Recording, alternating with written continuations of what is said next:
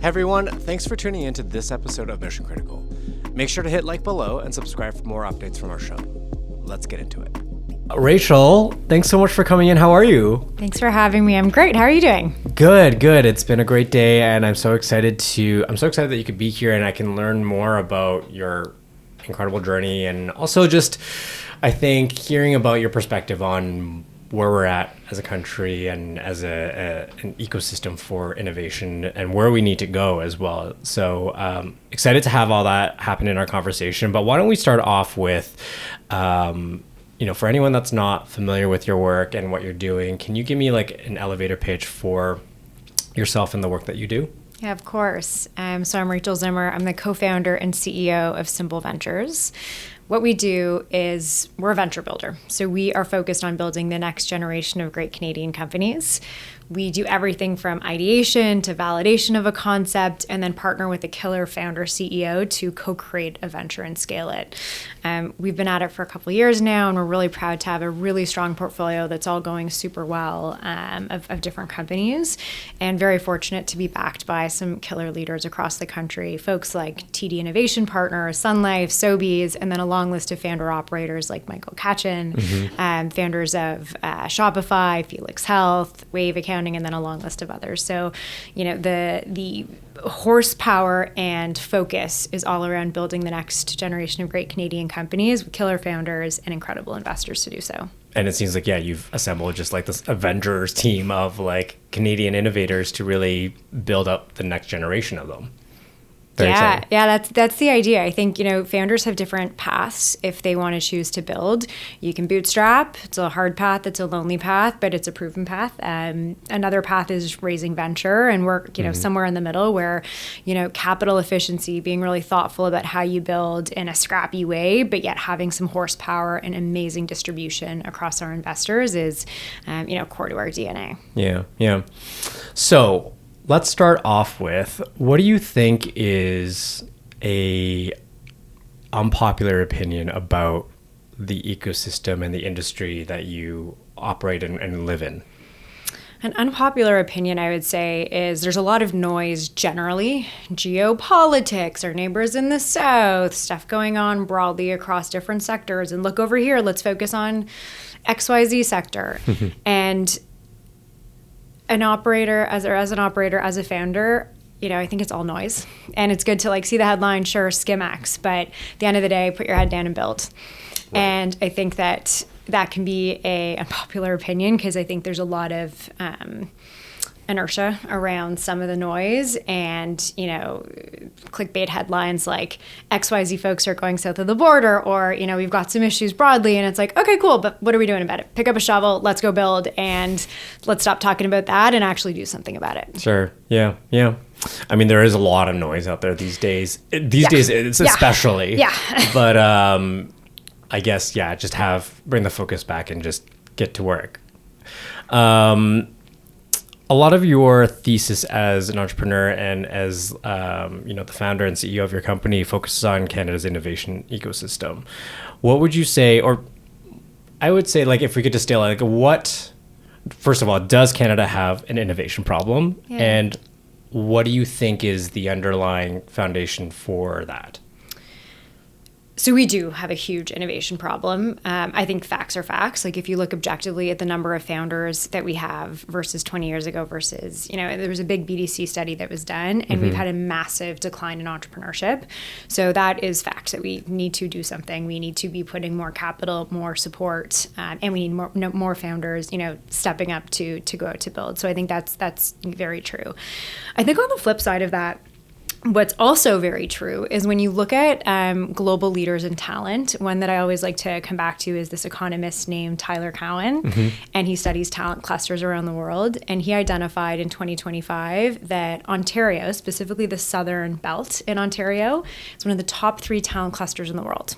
It's it's pretty remarkable, right? So when you think of our unfair advantage and the ability for us to punch above our weight as a country, both by population and GDP and so on, we are, and specifically in Ontario, we have like one of the hottest areas of talent. And so I think our job as an ecosystem is to stoke the fire, support, and do everything we can to kind of drive the flywheel in a positive direction. That is really interesting. And also, so in reference to that, is it the cultivation of talent or the retention of talent, or a little bit of both? If I think about the most ambitious founders that I've had the pleasure of getting to know through my career, I think what they want to see is access to capital and access to like a crazy unfair advantage to give them support to catapult what they're doing, learning from the best. Historically, I'm a founder, so I scaled and sold a business, and to date myself, back in 2014, the ecosystem was really nascent. There weren't a lot of leaders to learn from. There were, but it was not what it is in 2026. And so what my co-founder and I did is we went down to the Valley. We'd stay in hacker houses, like really nerdy, get experience points for doing dishes kind of hacker houses for periods. And we learned from the best. So we were ambitious, had that crazy hunger, and we basically said, where do we have to go to, be students of startup culture? We went down to the Valley. Now, we didn't move. We would use our vacation days and go down and spend time there. And once we decided to leave our corporate jobs to build our company, we spent a lot of time in the Valley, but we always came back home. And the idea was, how do you learn from the very best? And I think what's so exciting about Canada now is we have some really remarkable leaders. We now have an ecosystem that's produced many unicorns. And what's so cool, and one of the things I'm really proud of with Simple Ventures, is we have a really great leader like Michael Katchen, who's built a $10 billion business, and he's investing back into the ecosystem. And so that flywheel is happening, and he's investing both capital and time, and there's many other leaders doing the same thing. Yeah. So I think we have that positive flywheel happening in our favor, and we just need more of it to continue to kind of cultivate, nurture, and retain talent. Yeah.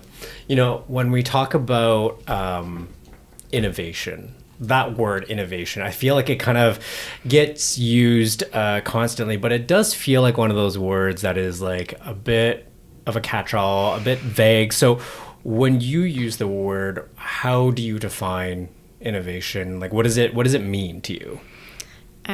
I'll share what it means to me in my world, but I think broadly it's a massive umbrella of a term. I think about innovation in kind of two key ways. One is in creating value broadly, job creation, revenue generation, and just generally capturing value in a way that hadn't been captured before. So that could be serving an unmet need for a customer. That could be doing something in a commercial or enterprising way that can, capture value is the best way to say it. I think the other way to think about it is IP, right? Intellectual property. And thinking through what are things that are, we're through research and development, you're cracking something that hasn't been done before, and then you can use that intellectual property to, build a business or solve problems and so on. But I think both are true. And maybe to use language that would be typical investor language, often what investors assess is market risk versus tech risk. And market risk is more on that, are you actually able to create that value, that first example I shared? And then tech risk is, can you actually feasibly build something and, create IP in kind of that path of doing so? Yeah. And do you think in terms of like your world of how you define innovation within the lens of like what you do and everything, do you think that definition has changed or evolved, over the years? And if so, like in what ways? Yeah. When I just think about Simple Ventures, when we started building companies in the Simple Ventures umbrella, it was like right around ChatGPT launching. And when you think about fast forwarding to today with 2026, I think enduring innovation, durability in creating value in IP looks very different than it did 6 months ago, than it did 12 months ago, than it did 24 months ago. Sure. And so I think some of the things around, the data moat, like what data do you have that is differentiated, partnerships or network moats, amongst others, right? It's like, what are the things that will give innovation durability to actually make a difference and create value or IP. Yeah, that's really interesting. I think that, innovation is such a it's such an interesting world to explore, especially through the lens of the Canadian economy too. How do you decide, or what do you think defines kind of are the tenets of what makes an idea and innovation worth pursuing, essentially?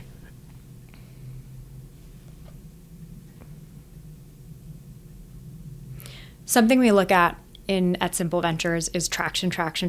So we really want to see willingness to pay, customers saying, hey, this is a big problem, and I'm willing to put my credit card down or engage to solve that problem. And unless you see that signal, it's hard to say that you're actually meaningfully solving a problem and unlocking innovation.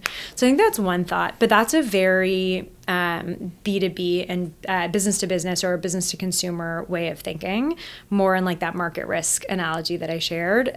When it comes to intellectual property, that's a little bit different, right? Because how you might R&D something, and tinker for 5 years, 10 years until you actually unlock something. It could be a pharmaceutical drug. It could be storing, battery technology is coming such a long way. And so, elongating how long you can store power.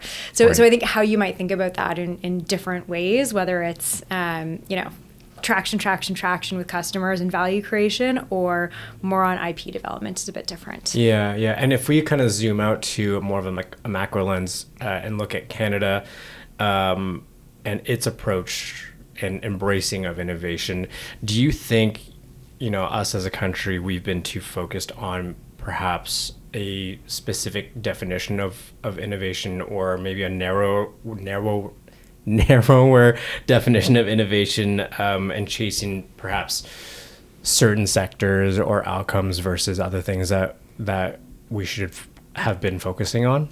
Yeah, I think that there's some really great case studies around the world where other countries have put some really smart incentives in place to kickstart the innovation economy. And I think specifically when government has gotten involved, it's really hard to pick the sector or double down on specific areas where, if I think about Singapore as a great case study, there was a lot of macro incentives that were provided to investors and in favor of founders. And if you get into the details of that, it actually drove a lot of really great innovation and homegrown companies staying in Singapore and expanding it at a faster rate than in other countries. And so, I think there's a lot of work we could do to accelerate that by taking those learnings. On the positive, I'll say there's some fantastic groups that are putting some really good work into doing that thinking and partnering with government to try and drive it. Build Canada is one great organization led by Lucy. Another one is NACO, the Angel Group across Canada. And so I think there's good work happening, but we don't need to reinvent the wheel. There's other good things happening. Other folks have figured it out. Let's take those learnings and bring it to Canada. Yeah, exactly. And see what's working out there. That's right. Yeah.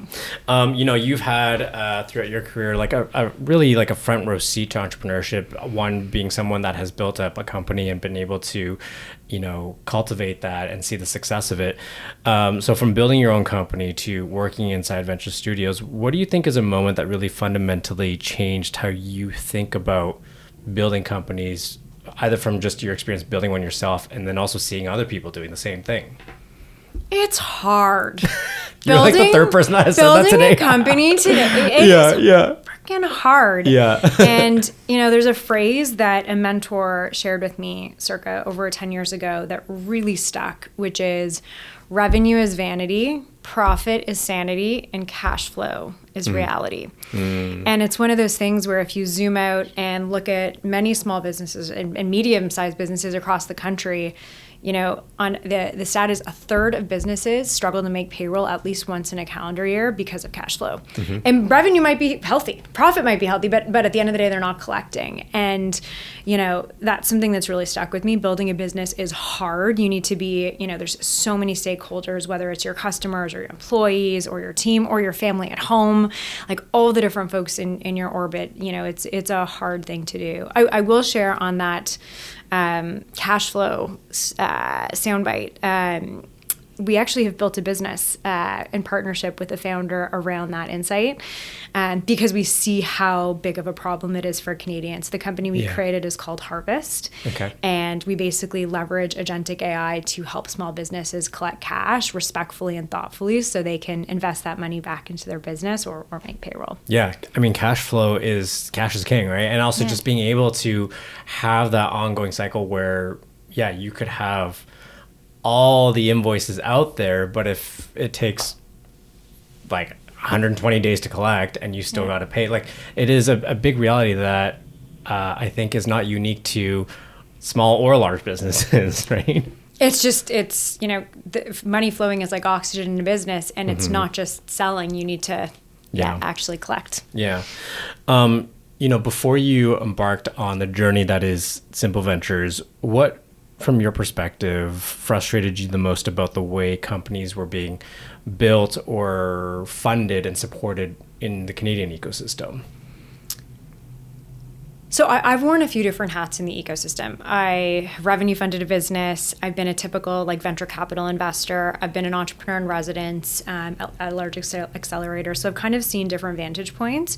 And I think one of the things that really frustrated me, and this isn't unique to Canada, but it's more unique to how you build a business.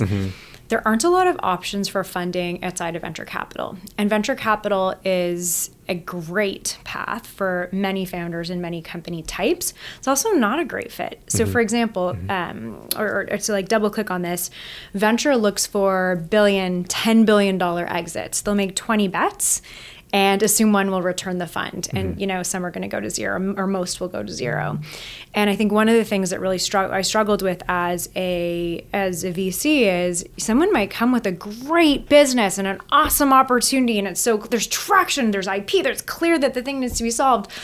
But in a best case scenario, it'll exit for $100 million or create $100 million in value. And unfortunately for most venture, that's a failure, right? And so I think one of the things that frustrated me was just kind of this tricky landscape for building great businesses that are in that, call it $50 to $500 million range that, often is not getting passed on because, market size is being deemed too small. So that's something that I really struggled with and that I think I'm proud that we're solving with Simple Ventures, really kind of expanding how we think about funding opportunities just with pragmatic PE-like discipline in how we approach building. Yeah. And so speaking of Simple Ventures, there's a story about a coffee meeting that turned into something much bigger. What clicked in that initial conversation you had with your co-founder, and why did it feel like it could be something more than just an idea? So Michael Katchen, founder of Well Simple, is my partner in building Simple Ventures. And, he had been thinking about this for quite a while before we chatted. And so when we connected, I think there were a few things that we really hit it off on. One is this idea of just building good, durable businesses that are capital efficient with good unit economics.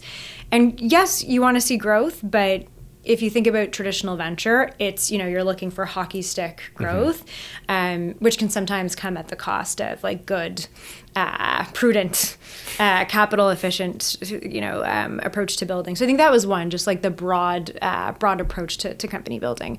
I think the second is, it's really hard to be a founder. And there's not a lot of options if you can't afford to quit your job and eat ramen for a while. There's not a lot of good options to do so. And so one of the things we got really excited about was how do we make entrepreneurship way more accessible so that more folks actually can, walk up to the plate and take a swing.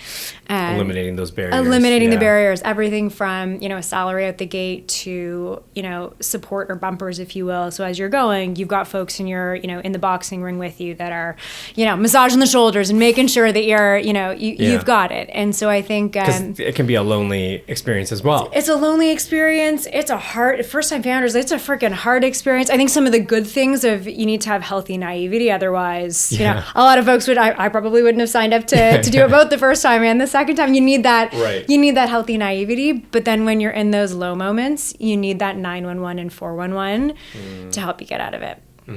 Yeah. You've worked so closely with a lot of founders at very early stages. What do you think is something about entrepreneurship that most people misunderstand or don't understand until they're in the throes of it, other than that it's hard and lonely? Like, what do you think surprises a lot of people, or is a misconception about the path of entrepreneurship? If we double click on why building is so hard, I think there's maybe we can deconstruct that. One thing that's very hard about it is you're often with a small team. Early days, everything, sits on your shoulders. Mm-hmm. And at the end of the day, in a much larger company, if you're away for a little bit, the rest of the team can shoulder the brunt of it. But if you're in a team of 3, if you don't show up for a day, a week, no one's pulling the thing. And so I think this idea that, there's just a very small team, you're resource strapped by definition as a startup.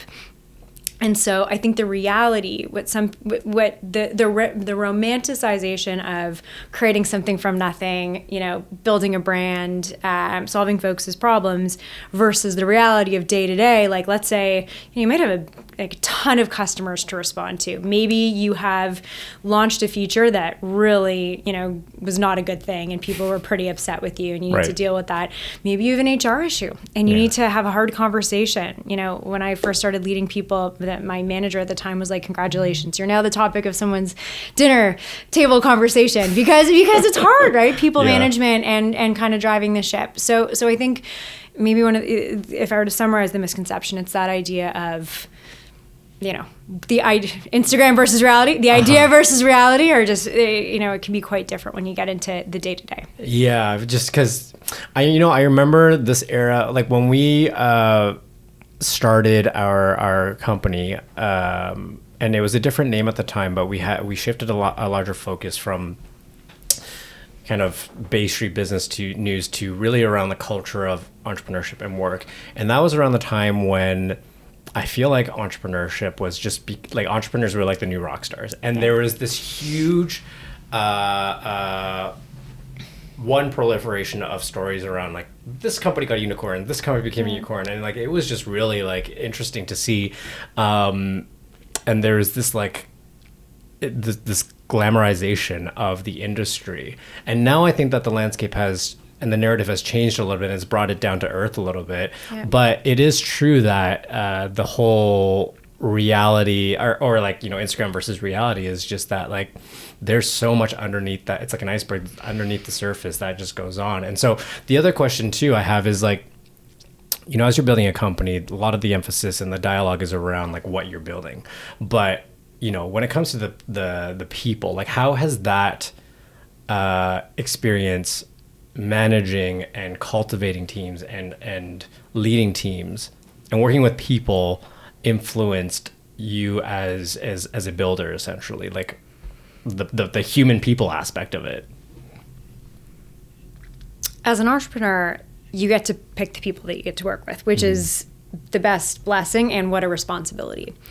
And I think one of the things that's taken me a lot of time and trial and error to learn is, especially on a small team, the people that you select are shaping your culture. And as you scale from 3 people to 10 people to 20 people, those early folks that you bring on, they're defining the culture, and then others will follow, both folks that choose to join you and, the behaviors and actions and whatnot. And so I think that responsibility and that blessing are an art and science to get right.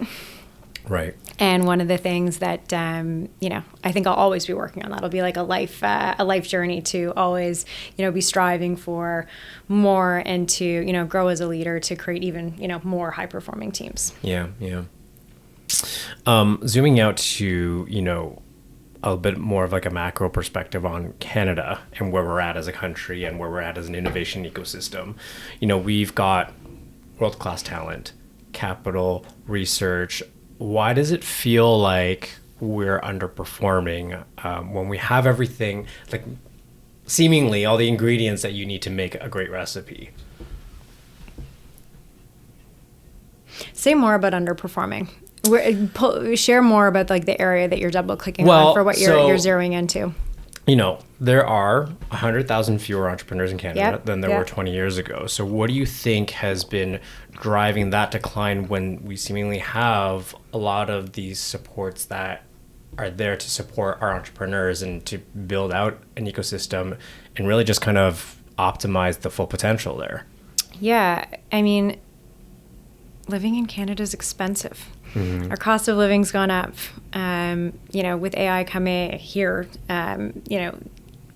fear of job, being lost is a huge thing. And so I think the shift from abundance, or the mindset of I can build, maybe I fully paid off my home, or I'm close to paying off my home. I've got a dual income. So I've got, that shared responsibility, circa 20, 30 years ago, to it's a lot harder to the cost of living has gone up so much. And so I think the way to support entrepreneurs and the economics around that, and doing things so that it's more accessible, so that folks don't have to eat ramen from day zero is a big part of it. And, one thing that I'm really encouraged by is entrepreneurship through acquisition. There's some amazing groups like search funds. There's some amazing groups that have put really good muscle and energy into that. And I do think Canada is a burgeoning country from that. When you have the boomers that are, retiring and passing down their companies to the next generation of leaders, there's a huge amount of activity and opportunity there, and that kind of economic structure is such where it allows for more folks to take step up to the bat to play. So my short answer is the economics of cost of living and what things were like 20 years ago to now. The one other thing I'll share, one of the things that makes Canada such a special place from a talent standpoint is we've had a huge wave of immigration coming to Canada, and there's a really cool cultural hustle, and the idea that your parents gave up a lot for you to have some opportunity and for you to do something really remarkable. An anecdote from my past life, I was running a cohort of entrepreneurs, and there was a first generation immigrant, and she didn't tell her family that she was doing it. She didn't tell her family that she had quit her job to build. And it stuck with me, because this idea of leaving a job, of being a doctor, lawyer, engineer, it's like, that is the thing that you do. The path. Yeah. That is the path. Yeah. And so that, she was so nervous that she's like, I can't tell them until I'm successful. Like, right. I need to have done the thing, raise money, and like be on the other side of it in order to share it. And so I think on one hand, we've got this awesome infusion from a culture standpoint, from an immigration, on the immigration front. And there's this risk aversion that is, part and parcel. That is something that I think a lot of aspiring founders are really fighting. Right. And like, to your point around, immigration, such a beautiful opportunity to create such a diversified group of people that can solve so many unique problems. But do you find that that we're retaining that immigrant talent as well? Like, or are they, using Canada? Is Canada a foundation and a platform that people can, build off of, and then seize other opportunities that are outside of our borders as well? I think there's a lot of positive things moving in the right direction. So a couple examples: Mila, the AI Institute out of Montreal, or Amy, the AI Institute out of Alberta, or Vector Institute out of Toronto. A lot of them are putting in place, Mila just announced a $100 million fund. They're putting in place structures to help top technical talent commercialize the innovation that they've been researching through their PhDs or masters in order to actually build businesses. So I think that's a massive step in the right direction, and something I'm incredibly excited to see. There's more to do, but if I think of capital and connectivity and, from a network standpoint, there's good, positive things that are happening. What about our appetite for risk? How does that, culturally as a country play into the overall equation around entrepreneurship and innovation and realizing success here? What's the old adage? Show me the incentives and I'll show you the outcome. Yeah. I think we have so much capital in Canada tied up in real estate, or pulling things out of the ground, or pulling the activity of pulling things out of the ground.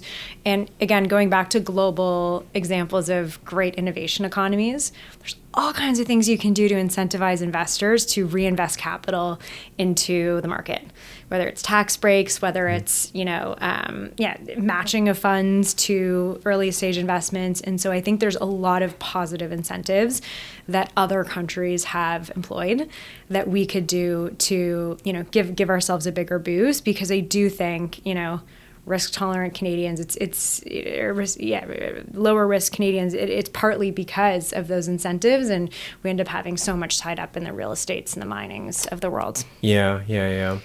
And so, in your experience working with, founders and different startups, do you see kind of like a through line of when, along a founder's journey and path where there might be that turning point where they are considering exploring other opportunities because Canada has not created the right kind of support systems here? And also, as a result of that, like, what are you doing with your own work that is trying to really not only retain talent, but also like attract talent here too? Yeah.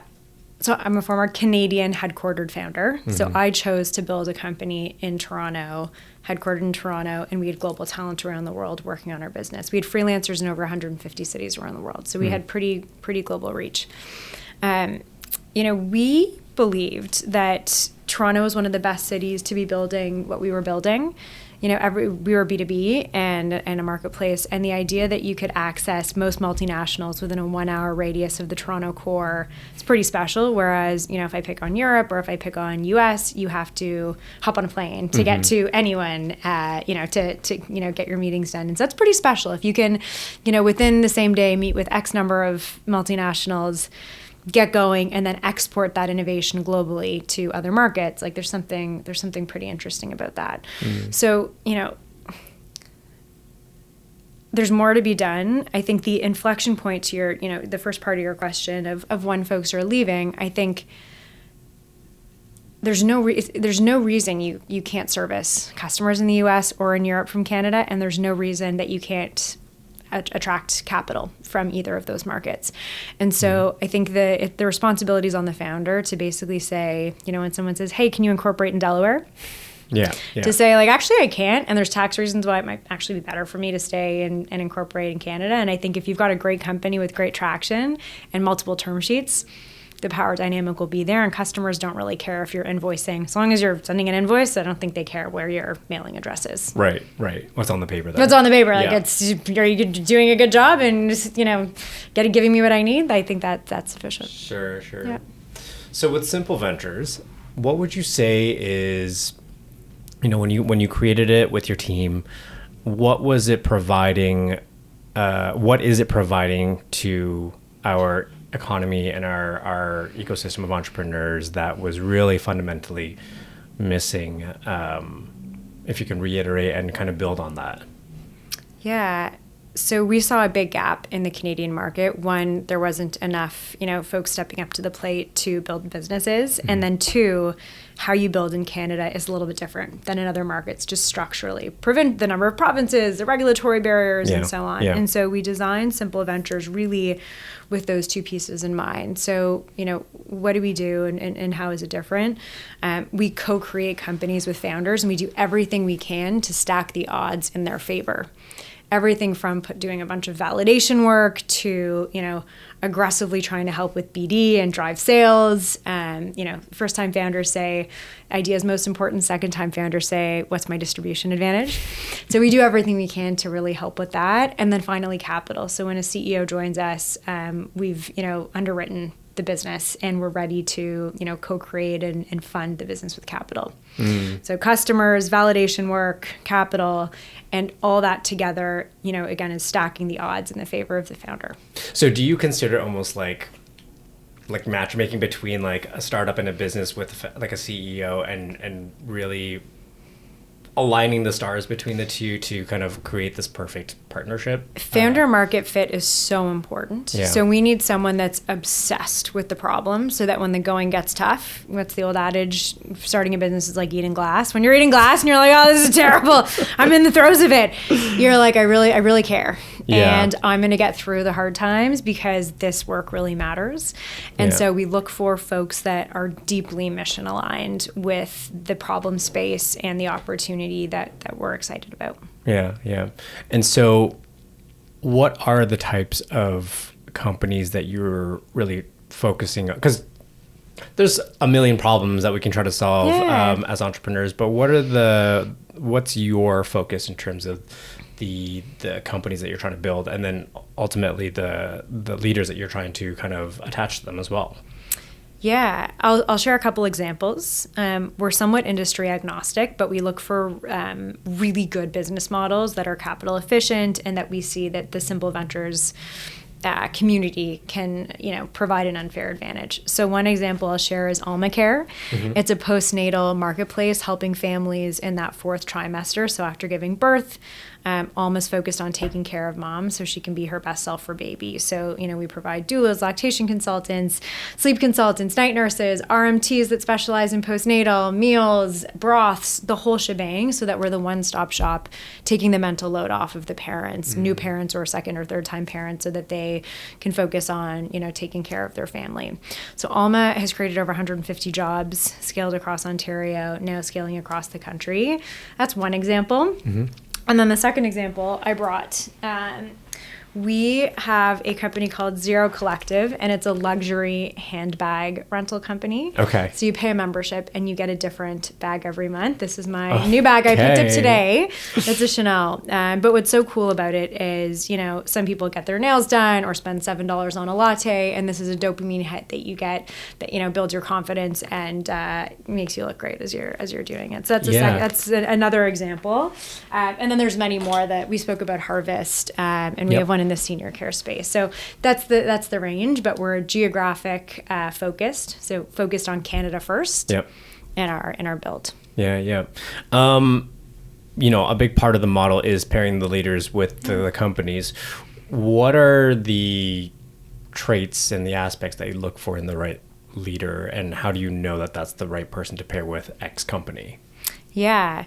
So I'd say regardless of the domain, we look for someone that has a relentless drive to win and a track record of that. So if you look backwards in their career and personal life, like they break through walls, they make stuff happen, and they're magnetic. People are attracted to them, and they build their village accordingly. So that's one key trait. I think another is this idea of urgency. Today isn't fast enough. And it's this idea of we need to get it done. Like, how are we building? And to create value or manufacture innovation, you really need to have that urgency and ambition to break through those walls and do it quickly, and move mountains. So those are two examples of a long list of traits that we assess as we get to know potential founders. It's interesting, and you mentioned also just like the kind of hunger to win, even on like the personal side. So what would be like an example of something that from like someone's personal life that would kind of be a barometer of that? Yeah, I think two examples. One would be an obsession with something. Mm-hmm.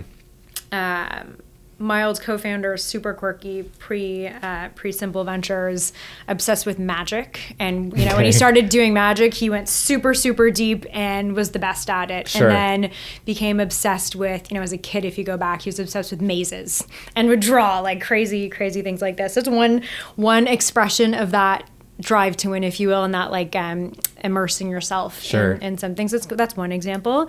I think another, it's maybe more of a stereotypical example, but it would be in like athletics. Someone that just plays at a really high level. They, work hard. They're team oriented. Some of the best founders I've worked with were high performance athletes in their past life, and a lot of those behaviors that are drilled into you in that environment translates super, super well to building high performing business teams. Yeah, those things that you learn on the court, like discipline or working with the team or sacrifice. Correct. Direct communication. Yeah. That's interesting. I read in preparing for this, so you've created over 100 jobs in 18 months. Amazing. How do you think about success in terms of, what are the metrics that matter to you the most? Job creation being one of them, perhaps. Yeah, I think when we built Simple Ventures and launched it, the idea was, how do we create a win-win-win? A win for our investors, a win for our founders and their teams, and then for the ecosystem. And so for our investors, if I fast forward 5 years and we look back at high-fiving that this is a wild success, I think one is obviously driven great returns. Mm-hmm. And our investors are thrilled that, our companies have created tons of value and solved a lot of problems for Canadians, both products and services. I think hopefully our founders will have had really great windfalls still have had some great financial outcomes and can feel incredibly proud of the legacy they've built and the impact they've had with their teams. And then for the ecosystem, to your point, it would be that job creation, right? It's, trying to kickstart a lot of things that, to your point, we've had some bad stats moving in the wrong direction and kickstarting some really good ones. And we're at 150 plus jobs now. Okay. Since you read about that. It's updating in Who's real counting? time. Who's counting? What has been, something that has been perhaps harder than expected in trying to build the system that you're creating through Simple Ventures? I mean, I often joke, building a business is hard, yeah. as we've talked about. We're doing that squared. So you have to be crazy to do it once, and then to do it to the power of is a funny choice. And what I mean by that is, if I'll pick a silly example. If you're a founder, maybe you need to register with the CRA, right? But you just need to do that once. It'll be a headache, but you'll do it once. We need to do each of those painful, annoying things across every function over and over and over and over again. And so building the system from finance to legal to brand to you name it, has been rewarding, but it's been an investment, right? Like we've had to put that kind of energy into building the foundation. But, each time we help, co-create a business, it's getting easier and easier. And I'm really proud of the companies that are in market and the work we've done to do it. But maybe I'll share this. We're averaging about 2 companies per year. I think to get to 4 companies or 5 companies a year, we need to get our machine to be, there's more work to do to kind of increase that velocity. Does it get easier the more companies and the more often you're doing these kinds of, you're having these conversations and you're building more companies? Does it feel like it's getting easier as you do more? Yeah, I think it is. And if you look at venture builders around the world, I think there's a sweet spot. I think you don't want to be in a place where you're pumping out quantity, because that comes with a whole host of other problems. We're very, very disciplined that we only want to work with killer founders, and we only want to launch companies that were super high conviction in the business model and the go-to-market and the distribution advantage. So I'd rather stay at this velocity rather than dilute the quality bar. But that I think it gets easier. And I think for folks that choose to go to quantity, it gets a lot harder in other ways, but we don't have aspirations to be, creating 40 companies a year. Sure. Yeah. That makes sense. Going back to the Canada conversation, there's a lot of stuff happening in the world right now. There's major global shifts. You got AI, geopolitical tensions, economic uncertainty. It's like a laundry list of things. Do you think these things right now are making it easier or harder to build in Canada?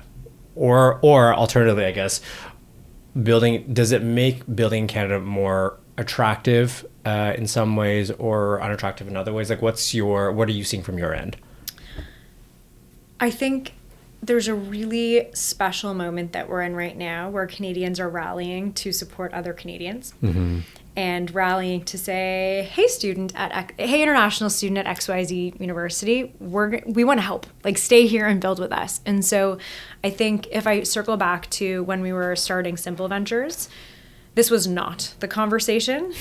It was, people were literally saying to me, why are you staying in Toronto, Rachel? Why aren't you going down to the States? That's the obvious answer. And I was like, no, I think we're getting the narrative wrong here, right? And not just because of the social impact, but because of the economic opportunity. I really believe that there hasn't been enough energy focused on building here, that there's a ton of white space to do so. Mm-hmm. There's the talent. That's the opportunity. There's the talent to do so. And then I think this narrative and the support that the ecosystem is rallying around with the Let's Build in Canada is really special and a huge opportunity for builders. Yeah. I'll share one example. We're co-hosting with Build Canada an awards night. So, I would often get asked to talk about the doom and gloom stuff that's in the headlines. And I'm like, you know what? let's stop talking about that. And we're going to host an awards night and celebrate all the very best builders from across the country. So we're actually hosting that in 2 weeks. Oh, incredible. And we're celebrating. We had over 400 submissions nominating exceptional builders. I wasn't one of the judges. I recused myself, but the judges had a really hard time picking because the caliber and the opportunity and this humility. Like when you look at the growth rates on some of these companies and no one's talking about it, you're like, holy crap, someone needs to do something to put the spotlight here. So that's an example of something where I think the community is rallying and we're trying to help do that and to put the spotlight in a positive way. You know, the humility thing is interesting because I think that is such a character trait of just brand Canada. And it's so great in so many ways. But do you think that Canadians could be better? How am I trying to say this? Do you think Canadians could benefit from being a little bit more rah-rah about ourselves and kind of talking about our wins as well? Hell yeah. I think we need to celebrate wins. I think we need to celebrate failures. Yeah. And talk about them. And that's how we support each other and that's how we grow. And I think that's what's so special about Silicon Valley. People pay it forward, they celebrate the wins and they celebrate the failures. And when you fail, you dust off your knees and you get back up. And I think that we are starting to do that, but we've got a long way to go. Yeah. So on that note, what excites you the most about the next 5-10 years for Simple, but also for just the innovation ecosystem here and just the potential that can be realized? On the Simple Ventures front, we're just getting started. I'm so proud of the early work that we've done and the founders that we're so fortunate to be partnering with around the table. So we've launched and funded 4 companies. Our goal is to launch and fund, with all great success, 25 by 2030. So everyone is hard. So we need to do that in a very thoughtful and exciting and turbocharged way to what we're doing now. So that's on the Simple Ventures front.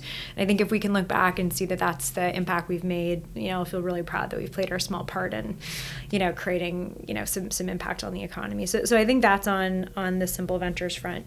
When I think more macro, looking ahead, I think that we're putting this focus on, hey, how is Canada going to compete? Where do we have a right to win?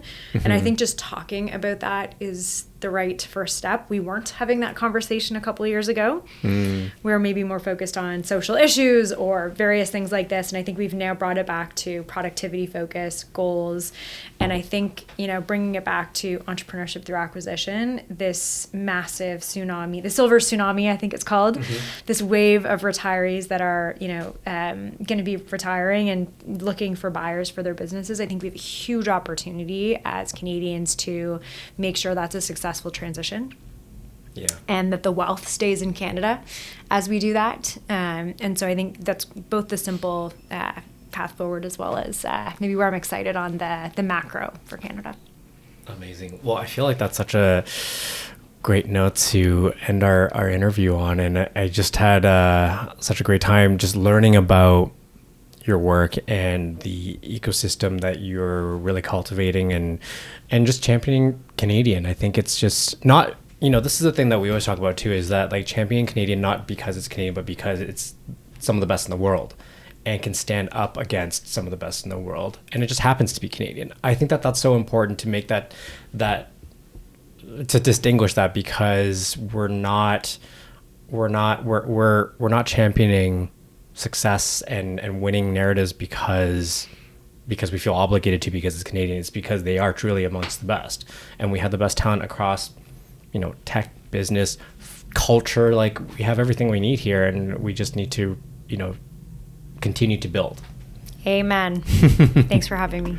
Thank you so much. Hey everyone, thanks for listening to this episode of Mission Critical. If you enjoyed our discussion, make sure to hit like below and subscribe for more updates from our show. Until next time, stay sharp, stay curious, and go make something happen. We'll see you on the next episode.